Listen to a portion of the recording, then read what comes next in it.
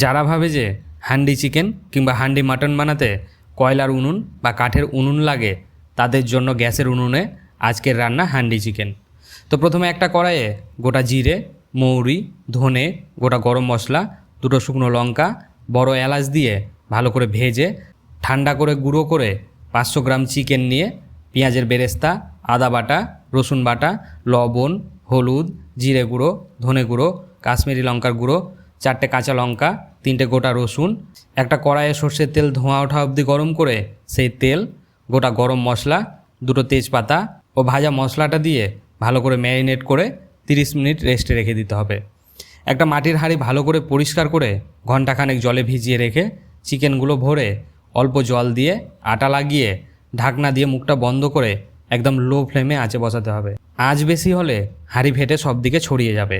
আর 5-7 minute পর পর এরকমভাবে নেড়ে 30 মিনিট দম দিলেই তৈরি হান্ডি চিকেন। ভাত, বিশেষ করে রুটির সাথে এর যা টেস্ট, একবার খেলে ভুলতে পারবেন না।